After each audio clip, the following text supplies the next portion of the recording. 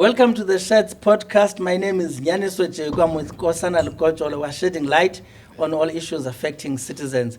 Please do like, subscribe, share, click on the bell so that you can get all the notifications. Follow us on Facebook at the Sheds podcast, on Twitter at the Sheds. If you prefer sending an email, at the shedspodcast@gmail.com.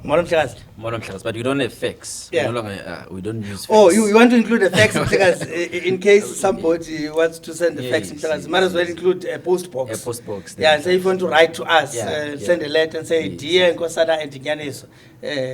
We're trying to expand to make all the channels available. There's something interesting. My son is 8. Ne? Yeah. He sees me on TV playing one of the episodes. Then he's got his own phone. So he keeps now searching for the Sheds, watches. Then he says he wants to come to the Sheds. No, you must bring the little one must sit here. The little one must come. All right, Mhlakazi. No, right, Mhlakazi, man. No, I because see today, yeah, you should tell it's No, fine. no. This time, Mhlakazi didn't call it. So his day 6 didn't affect you? Yes, no, Yeah, definitely, no, definitely. brilliant, Mhlakazi. man. Yeah. Brilliant. We have a brilliant guest, Mhlakazi, Yes. with a touching story and a story that a lot of us are familiar with, Mhlakazi. True, yeah. And a story that does not get a lot of attention, something which is taken very lightly in society, but it deeply affects children. And you grow up unesingqala Mhlakazi. Now uyasazi nesingqala but uzasicacisa uSimphiwe isingqala Mhlakazi. Fatherlessness. Yes. Ephila phofu tata but angabikho ngoku akhoyo Mhlakazi. And due to circumstances that are sometimes our own doing, sometimes the doing of the father. But I think it's a story that will resonate with a lot of people in Mhlakazi. Absolutely. Yes, Absolutely. yeah. Yeah, I think we should do the honor and welcome Mhlakazi Simphiwe Kanityi. Yes, sir. Kanityi. Does it mean anything, Kanityi? I always fascinated, yeah. No, it doesn't mean Doesn't mean anything, anything. really. Yeah. Yeah. No, welcome to the one of Shed those. podcast. We're honored to have you. Just to briefly introduce you to our viewers, that Mr. Simphiwe Kanityi is an author. We've got his book in Yes. I was reading it. Very fascinating. In Pursuit of My Father. Yes, In Pursuit of My Father. And he says it's a personal account Yes. and the impact of fatherlessness on black youth. I don't know in South very Africa. Mhlakazi. It's a not an personal imagination. account. It's a real personal story. account. It's a real story. And here's the man who's going to tell us about this book, Mhlakazi. His bio, just in short, Yes. about him, to know who he is. Simphiwe Kanityi, he's currently a preacher, Mhlakazi, of the Apostolic Faith Mission of South Africa, Living Waters Miracle Center. He's currently the founder of Real Men of Direction, Wow. which is a movement that seeks to empower and celebrate men. Wow, it's good to hear that there. Men get celebrated. Yes, Mhlakazi. there's even an organization that does that. So it's addressed topics of fatherlessness. He's also a director of Zoro Co. Ltd. and is an operational manager for, is it Kana or Chana? Chana Events. Chana Events and Communications, which is an events company specializing in Christian content and religious events seeking to empower the church. And he's got about more than 15 years experience in media. Wow. And he has worked for, among others, as a news producer for one of the leading media houses in South Africa. Wow. He's an inspiring speaker on issues pertaining to family, life, and marriage. And he currently holds a Bachelor of Arts degree in Bible and Theology from Global University. He's got a bachelor's degree of social science, a degree in journalism and media studies and anthropology, as well as Bachelor of Social Science honors degree in African languages studies, both which he obtained from Rhodes University. Wow. So he did not only pursue his father, he also pursued academics. He managed to get that. He didn't let the issue of Yes. pursuing his father and all of that get in the way. Mr. Yes, Simphiwe, definitely. welcome again. Thank you for having me, Yeah. guys. Briefly tell us, where do you come from? Who's in 2 minutes? Who's Mr. Simphiwe Kanityi? All right, uSimphiwe Kanityi ndithanda uyichaza in an unconventional way. Indlela nje engathi phuma ecaleni. Nditsho ndithi he is the face of all the fatherless kids. Wow. Okay. Born and bred in the Eastern Cape. Kwi-farmer ezasibizwa ngoba kuse-Aida. Okay. Yeah, which is between Indwe and Elliot, which are just small one-way street towns. Yeah, ndikhulele pha as farmer ke. and then ndabe sendimovela eInd, which is a little town. Yeah, kulapho ndisuka khona. So you're a farm boy, grew up from the farm. Yeah, ndilima phaya, ndivuna, nditheza, ndokha amanzi emlanjeni. Is it something you liked? Xa ungena choice ungayazi enye impilo ngaphandle kwaleya uyithande. Because awunando uyicomparisha nayo at that point in time. So with so much load shedding, that experience must be coming handy because you have an experience of living without electricity. It's just that apha you can't awukwazi ubasa. Yes, yeah. Because if ubukwazi ubasa benzobasa beningazibana ngxaki. But awukwazi ubasa upheke pha emlilweni pha phandle, so iyaphazamisa. Okay. When did you come to Joburg? Joburg ndize ngo-2014, 1st January 2014 I was here. Okay. Oh, okay. Wow. No, that's cool, Mhlaz. Yeah. You know, reading his book, Mhlaz, and the account of not having a father. Yeah. And now when you read his bio here, and I'm making a comparison, being able to progress academically while having a huge burden, something which he's very passionate about, such that he sees himself as the face of fatherless children. How do you marry the two? How, because people who have got problems to deal with from a young age tend not to be able to progress because, I mean, studying to overcome those to challenges. overcome exactly. Yes. And how were you able, because you would have had to, from the very early age where you're experiencing this the most, to, you know, set your mind towards making sure that you pursue academics? All right, so indlela esikhule ngayo yabo pha efama, one of the things abantu abaninzi bayabothuka xa sebegqiba ufunda incwadi bejonga mna bejonga into ezithethayo apha babona into yoba hayi man wawuke wasela utywala. Ndikhule kulaa environment, utywala ndandibisela ndisemncinci, mhlawumbi ngathi omnye at the age of 5 years. Wow, from 5 years. Ndikhule ngabo. And then by the age of 11, 12, kwakhona ndiyoqala esikolweni. Yabo back then ke besino sub A, sub A ebe divided kayi-2. Eyomncinci eyomkhulu, then uye ku sub B naye divided kayi-2, u-B omncinci no-B omkhulu. So if you're looking at that, that is 4 years foundational. When you were 12? You started at 12 already. So kula 12 you will add those 4 years. Again zikubeke pha kwabo 16. Then that when you start to standard 1, standard 2 njalo njalo. So esikolweni ndiye ndinengqondo yemveli eseyisebenza. Yebo loo nto ndenza uba ndikwazi ngoku ukuchoose into yoba zeziphi izinto emandifowukhase kuzo, zeziphi izinto emandingafowukhasi kuzo. Then i-problem or i-challenge rather bendibana nayo ibi-background. Yoba mhlawumbi uyafuna ukwenza into ethile but i-background ayifuni ukuthi uqhubeleke wenze zonto ezo. For an example, ngondithi bendisela bendikwazi umuka ekhaya Friday ndiyobuya Monday ekuseni. The whole weekend on a drinking spree with your friends. From farm to farm. Yeah. What are you drinking at that time? Umqombothi, amabhiya, brandy? Zonke. Umqombothi. Of course, it was the base standard. Yes. Then amabhiya, bilandela. Then a brand. Xa uthe wa privileged. So from the age of 5, you're already experimenting with your hot stuff, brandy, beer, and everything. And the thing, kaloku xa ukhulela kwikhaya mama ndithe elingena direction ncam.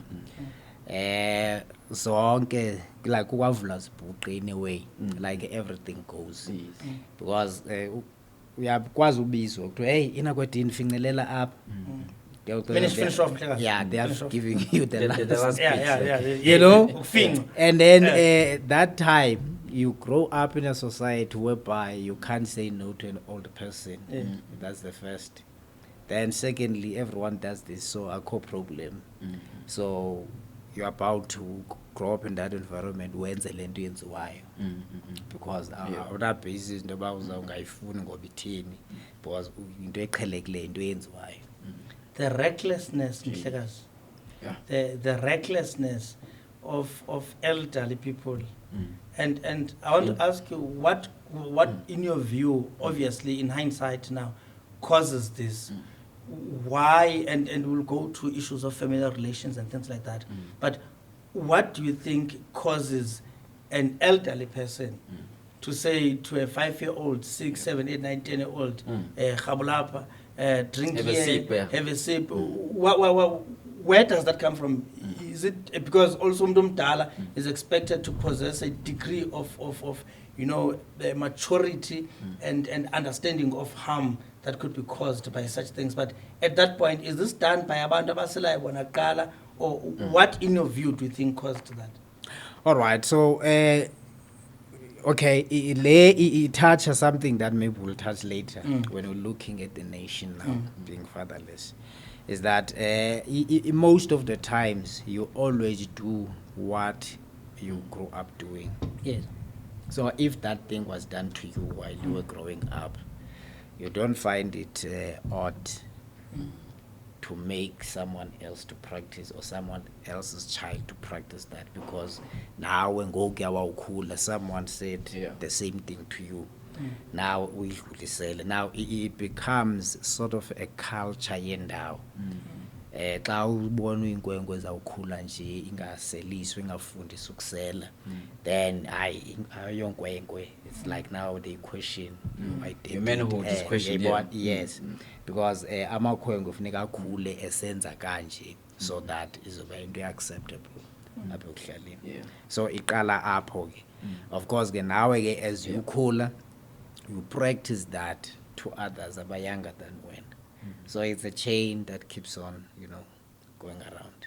While Arabs have got a systematic approach to life of exploring riches and Jews, now have a systematic approach to life. Exploring alcohol. Yes, It's because different. it becomes our culture. We Yeah. grow up with that Yeah. and be a messed up society, basically.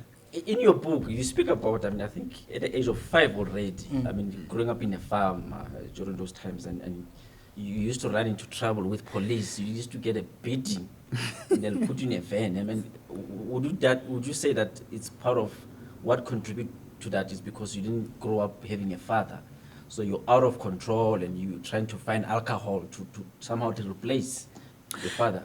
No, my experience with police, it's very different. Hence, even now, I hope I'm Zubanjo. I'm not a big fan of police. Even today, like your experience to solo back then, So you are enemies with the police. not necessarily. He had a bad experience with the police. Like okay, it continues even today. So you don't like the police. Maybe they don't like me. The thing is, back then, the system of apartheid, because the khule kwela xesha le apartheid kanye apho ibingathi nongo ithanda ukuqinisa kakhulu, what would happen is that like there was a system back then as farmer, not only as farmer, but wherever abantu omnyama bebekwa kwezo ndawo, bekhona people who controls how many people who stays there. When you move out of that place, where do you go? Why are you moving? Why are you doing all these things? So your movement was constantly be monitored. So you were constantly monitored. Where do you go? And then the back then they will come and say maybe ships were stolen somewhere there. And now, because they can't find the information from maybe the older people who are suspected, if I can put it that way.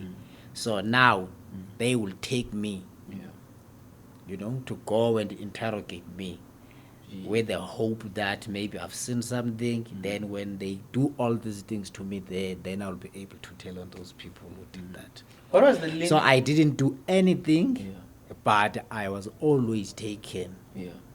So you're a suspect because there was no grown up in your family, a man or a father to protect. There was no such a person to protect me. So why would you have been targeted? What is it that they saw which made them think that through you, a kid, they would be able to get some truth leading them whatever wrongdoing or commit crime? Basically, it's the notion that everyone, okay, not everyone, but the majority of people have when they look at the families where there is no father. The assumption is that nothing good will come out of those kids in that house. Everything that goes wrong in the society, the first people to be suspected is those people. So everything that was going wrong on the farm, we were the first people to be suspected that Gabu Kalama Kongolams, because they think that the absence of the father means that there's no one who will say no, don't do this, do this, don't do this, don't do this. So everything. What structure was your family? Okay, in my family, I grew up, of course, when I tried to investigate going back. My mother was married with my father, and they were staying as Lalin. Lalin farms into Zimbabwe as Lalin. But my father was working with mines Zalapio Gold. So he was not there. And umama wati kwa ile situation yokuhlala yedwa and ubuyele ekhaya, which means go up. Then that's where I grew up, started to know that khona umuntu oexistayo ndikhulele apho ke phaya. Kukhona umakhulu with my aunts, that is my mother's sisters, and there was 2 uncles that I have. But the older one, while I was still very young, running away from, From the police, if I can put it that way, went off to Cape Town, and I've never seen him until I came to Joburg, and I heard that he's returned home and he's sick, he passed away, and I couldn't even go to bury him because of many things. And then I was left with one uncle and my older brother. My older brother, we share the same mother, but the father is different. So in that home, the structure is that there is my granny, then there is my mother's sisters. The maternal granny. Yeah. They were my mother's sisters, my aunts, and their kids without fathers. In that order, grandchildren, as we give birth, so we all stayed there with my grandmother as the anchor of the family. So your grandmother was in effect the one who's in charge of the household. Yes. From your mother's side. Yes. And I think in your book you said you, with your other siblings and your cousins, you were about more than 20 at some point, Staying in one big rondavel. At night, everyone, you pull whatever you pull, then we all sleep there. So you find your little corner, even though there's no corner in the rondavel. Yeah, like we'll have a blanket, maybe like this mat, and then you'll just, during the day, you fold it, you put it nicely there. Then at night, everyone, you put it together, one blanket, we all sleep here. 1, 2, 3, 4, 5, 6, 7, 9, 10. We're all sleeping there. So that was the arrangement. Even when we eat, no one has his own dish, own spoon. It's just one dish, one spoon. Then the spoon moves around. Then you eat from there. You mentioned that your mother was married to your father, and you grew up fatherless. How did that happen? Okay, so what happens is that my mom was staying there, of course, when my grandma on my father's side passed on, she was left alone in that house with me as a very young baby, while my father was come to Joburg and To work and go once a year in December. So she was tired of that environment, staying alone there, because the system of apartheid back then was to go around taking the fathers especially in the Eastern Cape, take the fathers Yeah. to come and work in the mines. Gee. When they get sick or dying, then you put them back, you take their sons. So it was some sort of that cycle. So he was not there. He was not there. He was not dead, but he was still alive, but he was not there. And even when my mother had returned home, I've never heard, even when I asked my father when I finally met him, I've never had anything that to say that maybe they've sent their family to go and try to negotiate to take her back and stuff. So I think he was comfortable, find a wife who will stay, and he did find another wife, and then life continued. So that's the part that made me, as I was growing up now, experiencing all the things that were bad that I was experiencing. I thought that if there was a father, like I wouldn't be at least going through all these things that I'm going through now. I've ended up having that anger, that bitterness towards him without even knowing him. That's when now I decided that like that was my resolve. So when now I titled this book In Pursuit of My Father, that pursuit, of course, later in life, it turned out to be in two folds. But the first one was to pursue him, to kill him. And I hope you never attempted to kill your father. And how old were you when you the first thoughts of you wanting to kill him physically? How old were you? Were you that? I was very young. Yeah. I was very young, still in primary at school. You know, at school, like I was brilliant, and I was a sports person. I did like all sports codes. I ran, do high jumps. Like I played soccer. I was an athlete. Like I did all those things.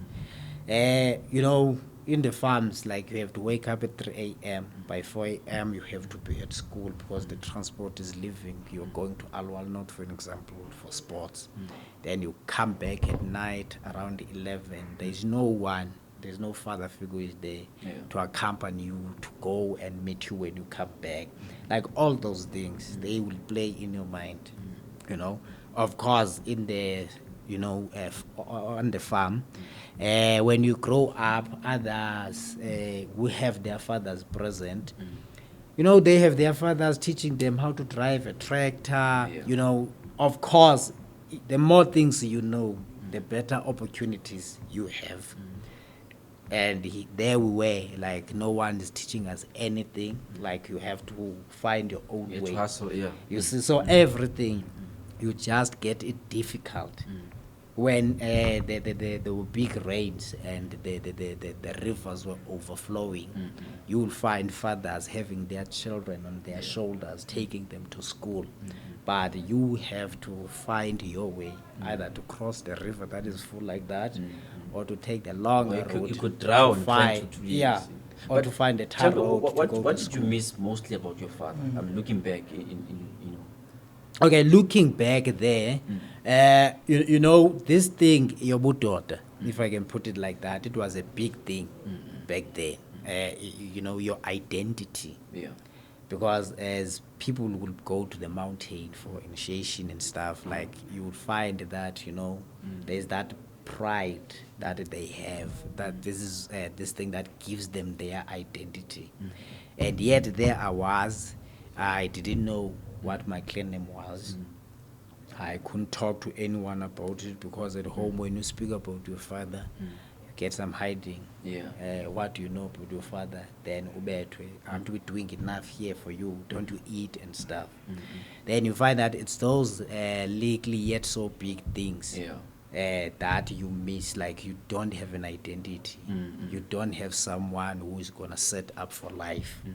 You understand, like all those things. Those are the things that many people that even now, as I'm running a Real Men of Direction, all the men that I talk to who have missed that part of having a father in their lives, it's like it's the common thing, that void that is inside, that only a father or a male figure can meet in your life. So that's the thing. Mhlekazi, I just want to pursue this a bit. The absence of your father, which you attribute to, or the hardships you are experiencing in life, or not getting, or you're lacking, which you attribute to the absence of your father. And what I want to understand, what is it that instills anger in you? What stories are you told about your father? And why do you direct your anger to your father? And obviously this will depend on what stories are the people you are living with, your mother, your aunts and everything. What do they say about the absence of father? And you've just not mentioned that you would be reprimanded for asking about your father. His whereabouts, And yet your anger remains to your father, and maybe they could have explained something to you. Okay, so what like this is what was happening is that more than all these things, that even if you didn't do anything, like people, they will always push the blame to you, even if it's their sons. When they want to, save their sons, the blame is pushed onto you. No one is there to speak for you, because you'll understand that in such environments, the voice of the man was what mattered most. So no one to speak for you there. Here at home, this is another thing that fueled that anger, was that every little thing that you do that is wrong, it's always like, we are fana no tata wako. A father you've never seen. A father you've never seen, that you don't even know his name for that matter. We are fana no tata wako. So every time, like, okay, you're given that when you get into hiding, mischief, then you go, when you play that, like outside there, uyazama ucinga uba utata kanti wayenjani. Could it be that engekho nje ebomini bam wayebehavior ngale ndlela abantu bamane bemchaza ngayo? So there's a bad picture painted about your father. Yes, because it only comes up when you have done wrong. When you are doing well, you are excelling at school, no one say you're clever like your father. But when you do something wrong, always your father's name pops up. By the way, that's where I even got to have to know who my father is, when they were mentioning his name in passing while I did something wrong. So all those things, like it's like even now his absence in my life is his choice, because anyway he was a bad person. He chose not to be here. He chose to make me to go through life like this alone, while he is maybe living off nicely wherever he is.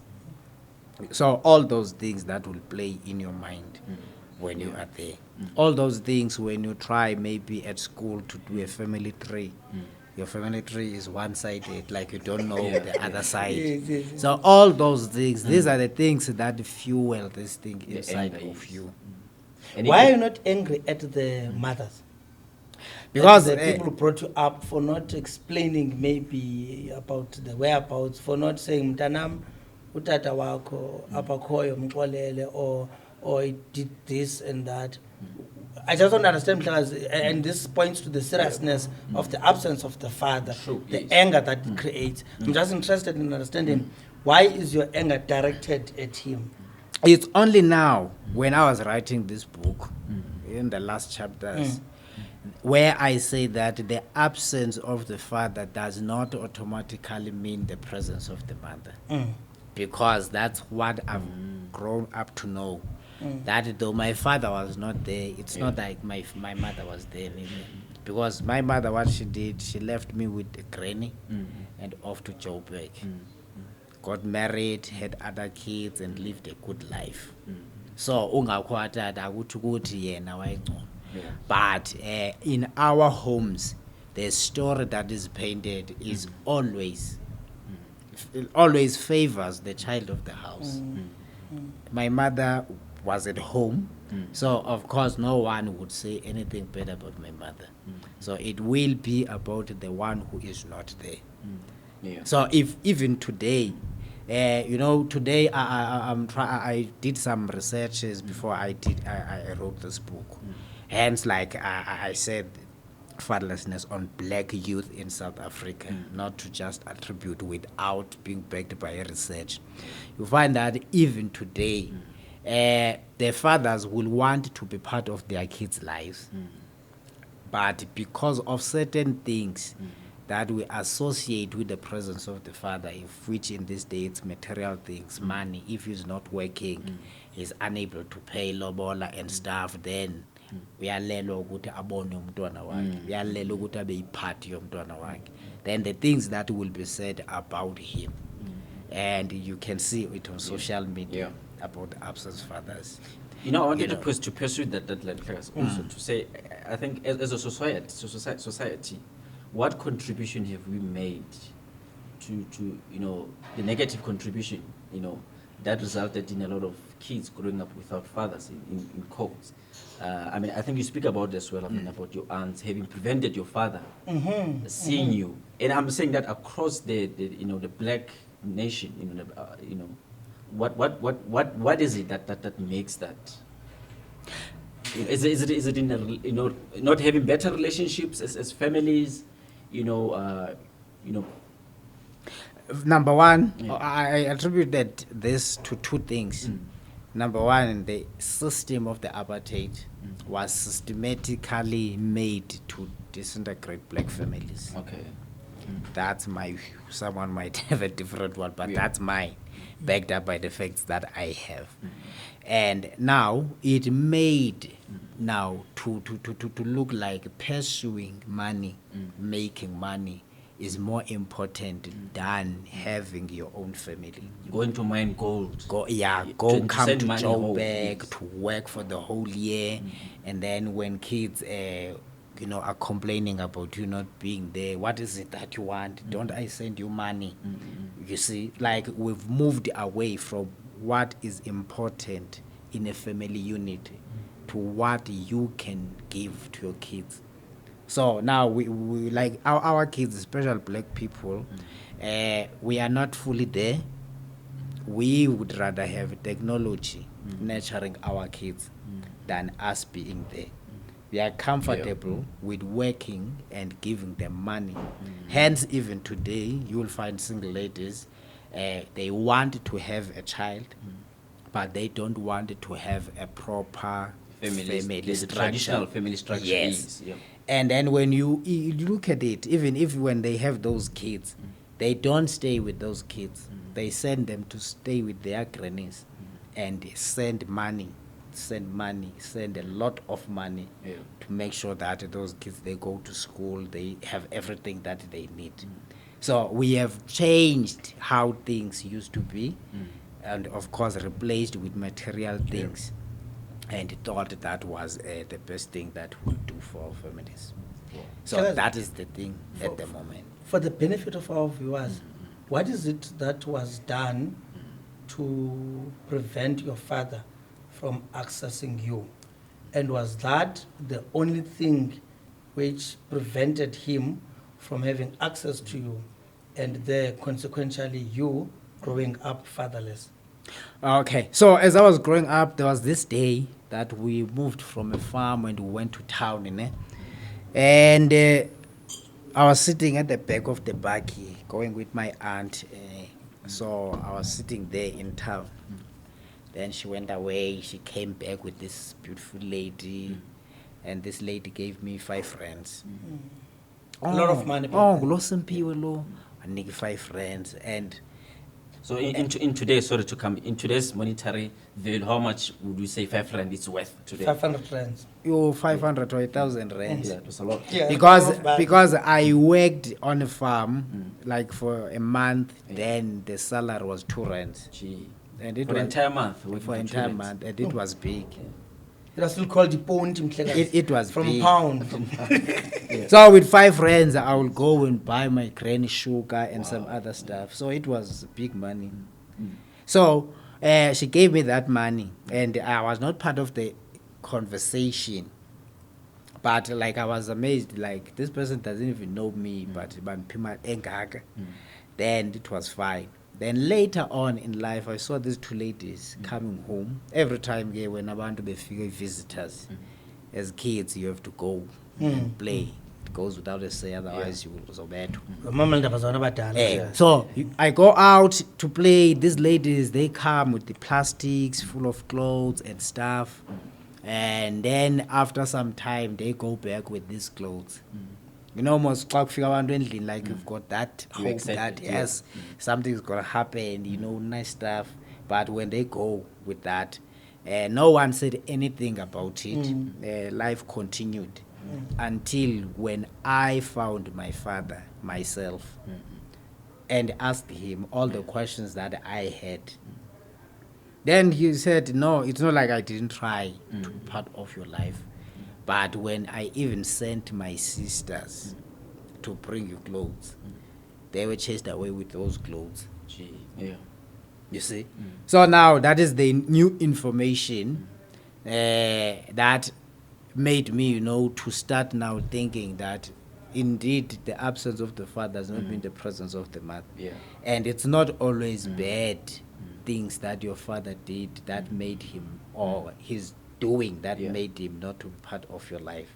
Sometimes it's it's this family that you're presently in that is preventing him from having access to you. That makes him not to be present, because yes. as I've seen even now, because now I'm trying to help some men reconnect and be part of their kids' life, you'll find that like you can only enjoy so much Yeah. trying to make things right. Then when they don't want, you just leave it off, then you go and live your life. Did you ever want to kill your mother and her sisters? No, no. Okay, so And- you didn't have anger towards them. because they- And the thing is now, you know, before I found my father, I say in one of the chapters here, pursuing two fathers, because before I could find my father, I found God. Now, God made me to have peace to forgive my father even before I could get the answers that I was looking for. So when I found him, Yeah. I was, you know, already a good person, already forgave him, understood his point of view before he even explained At what it. age did you meet him?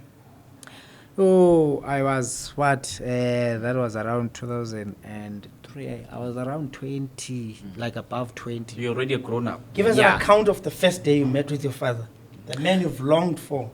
So entire life. what happens is that at school, when I was doing standard 5, there comes another boy from another Which school. is grade 7. 7. I always say you add 2 to the original arrangement, to the You standard, see how you add old 2, then you people get are the when they grade. talk about standards. You know, it's- Yeah. So what happens is that I'm doing grade 7, then this boy comes from another farm. Now, that's where, you know, all the things that they used to say about my father played a positive role, because I've had the surname of my father during those bad days. Yes. Then, because I wanted to search for him, so I kept that surname, What was that surname? Silosini. Just hold that thought, ne? Yeah. And you are using Kanityi now. Yes. Yeah, you must tell us why you're not using your father's surname. Yeah. But later, it's Yeah, fine. so he comes to school. Oh, this is Lutando Silosini.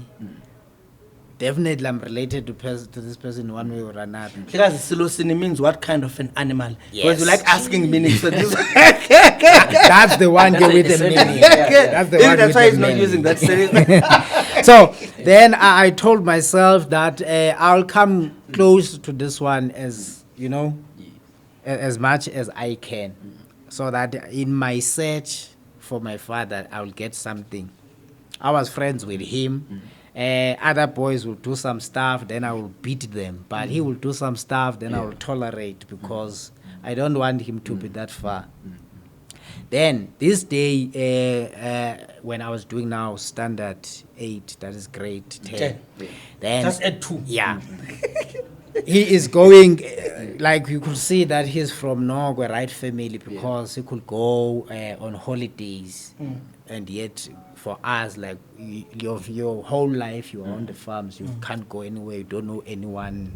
So he's saying that he's going to Mthatha for holidays, June holidays. Then I asked him, like, where is your family? Isn't your family here? No, I'm going to my uncle. Yeah.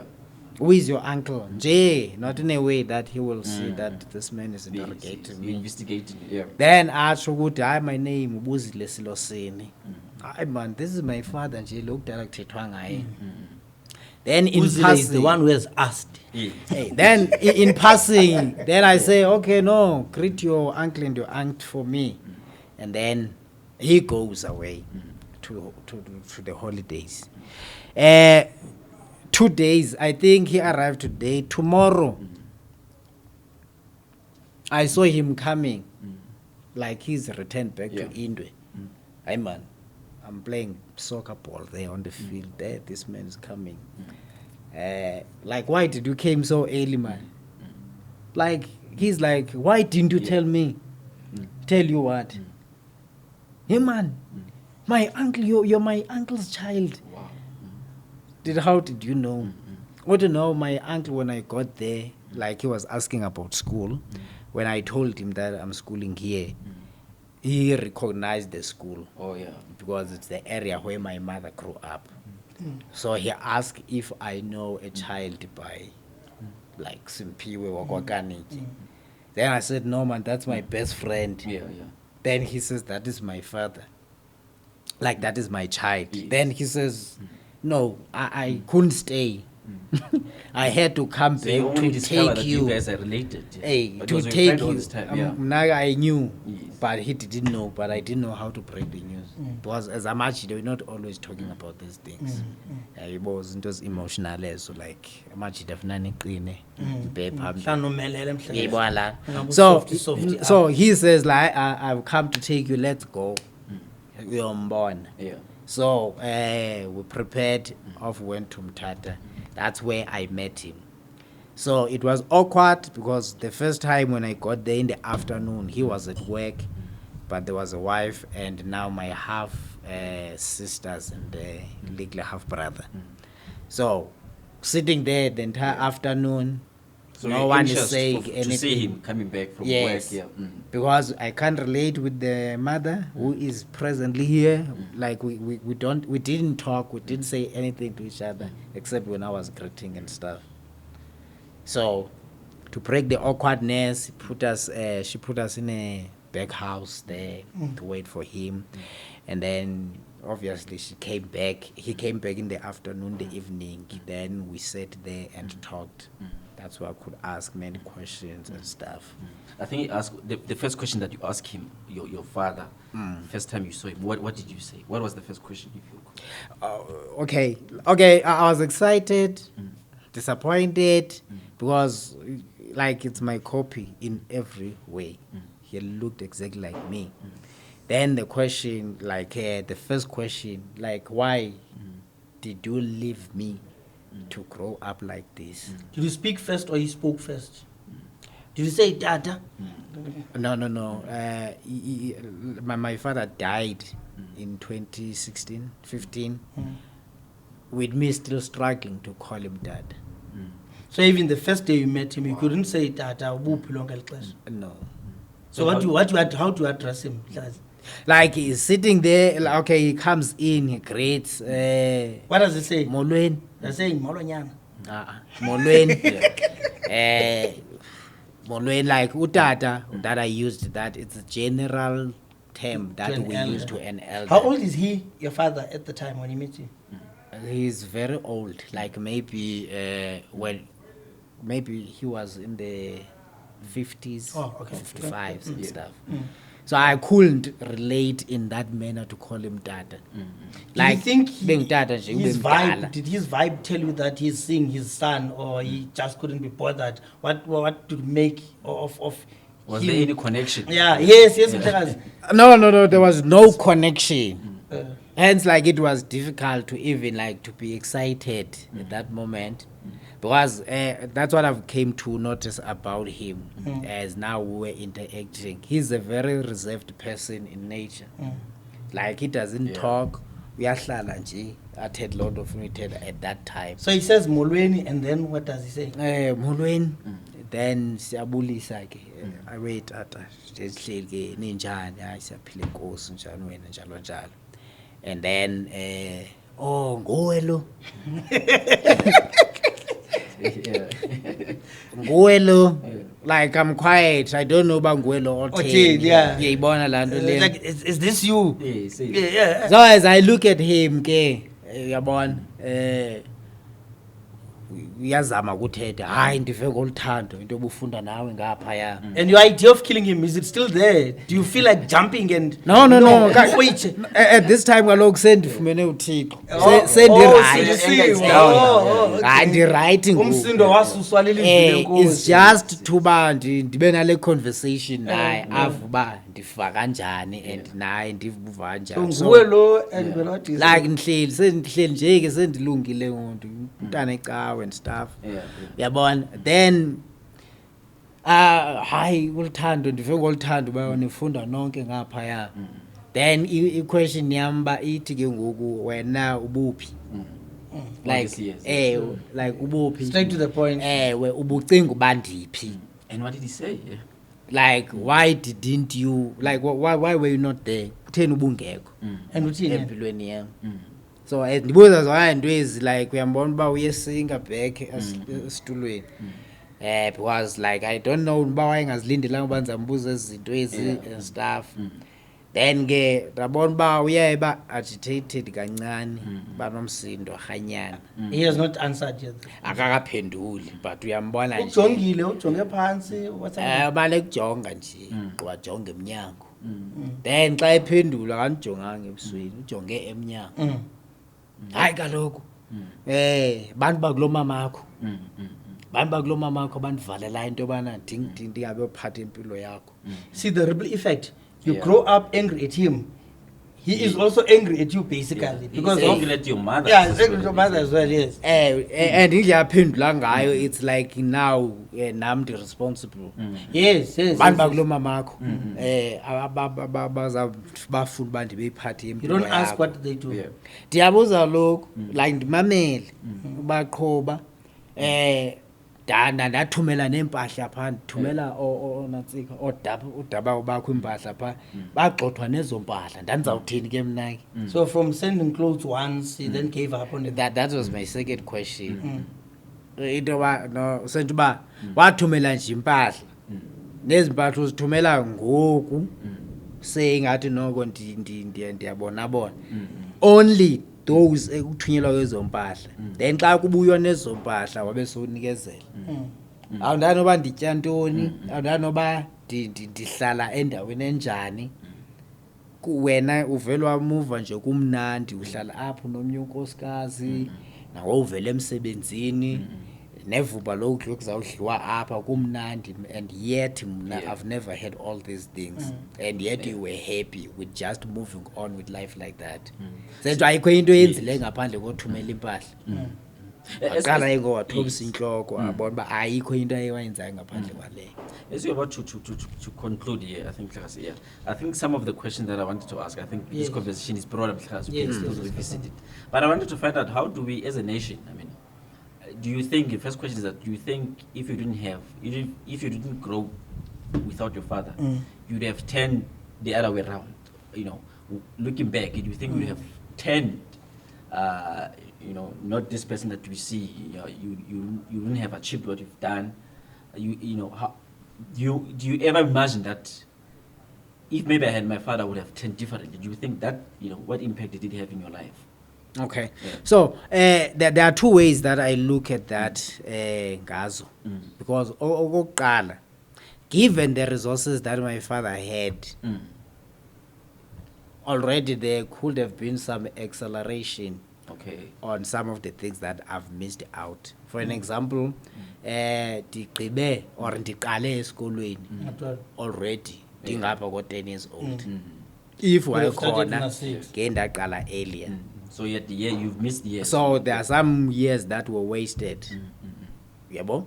And 4 wasted years.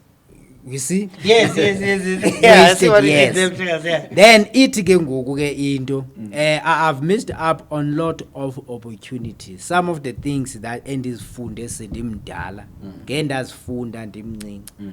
In other words, and ndiyafuna ukutsho into like le nto betitsho uba it's like two ways. Now, like I look at it now in the light of salvation that I have got, then You're I taking the think positive also, yeah. where I am, it's where God wanted me to be. It's fine, you know, it's positive. But it could have been more Yeah. if he was there in my life. Because there are many of the things, not only now him personally, Yeah. but also the father of the kids that are there at home. Like I would be in a very much bigger, better position than I am today. Yeah. Because growing up in that environment means that as I grow up, I don't look only after myself, but after also of those kids that are there at home. Yeah. Yabo. Now it delays now having my own family, having my own things, because now I have to go back and build what my father did not build. In other words, I have to go back to pick up the baton that To he take from dropped, yeah. and he did not give it to me at the hands. So it's delaying the speed.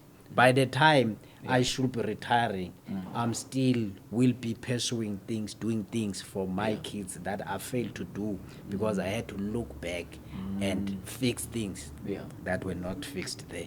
So it So delayed. last in question a way. before we have a parting words. His message, Mhlaz, there's a lot of teenage pregnancies that are experiencing, and by design, a lot of children who grow up without fathers, because those who are supposed to be fathers are basically too young to be fathers. And by the time they become too smart in their lives, they see something better than the girl they impregnated at their early ages. What do you want to say to them? Okay. Let's say a boy impregnates a child now. He's still 20 years. He's got his life ahead of him. He's probably going to pursue other things and forget about the girl he's impregnated and the child for that matter. What message do you have? What advice can you give them so that every child grows up with a father? So as I wrote this book, my thought was that I won't be able like to touch each and everyone or to get everywhere to encourage and motivate people. So I have to write this book. And my intention of writing this book was for it to be in schools, for it to be in universities, then thirdly, for me to make a movie or a documentary out of it. And I'm glad. This is the first one. This is the version. I'm glad. I'm glad that already the Department of Education Gauteng has ordered some books. Wow, okay. And they That's are in cool. the provincial high school libraries already. Wow, that's great. And I've studied 3 universities, Afro State, Besgezan, Mema. They have my book, so I'm looking for some more opportunities to that. So parents out there Because must not be surprised to see. Yes. Because This- what I'm this is saying the in book. this book is to encourage a young person while they are still in a right position, not pregnant, not impregnated someone, to make up their mind of what they want to do with their lives and stick to it despite the pressure that they are facing. And for those who already have done this and they are faced with the consequences, they are not late to turn their lives around. So basically that is the message that is here. Would you say they must not have sex? Sex, if you will, or if you are able, don't have it, because you will realize in this book, I'm saying that I've delayed being in relationships.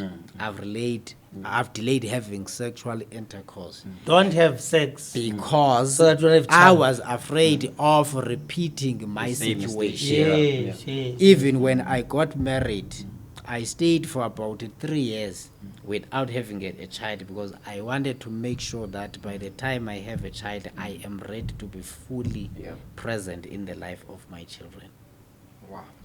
Fascinating stuff, That's Mhlekazi. beautiful. And I think that the take is that in order to build a nation, a prosperous nation, we must not take light the issue of absent fathers. Yeah, It true. instills anger to the kids Yeah. who grow up without children, without their fathers.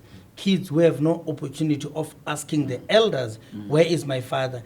They build up and Yes, bottle this anger. anger. Yeah. Can you imagine if he executed his anger and his thought of killing the father growing up? Mhlekazi? This is very important, and it's something as a society we must talk about all the time. You impregnate someone, stick around, be a father, even if you don't have money, Mhlekazi, just be there so that the child grows up knowing who my father is, and we build a stable society of children with fathers. Mrs. Simphiwe Kanityi, thanks a lot for embracing us. Your story, I think it goes and it heals the nation, and we become the nation Thanks, that have fathers. Thanks a lot. Thank you guys for having me. Bongani cima. Cima, sigqibile. That's a wrap. Yeah.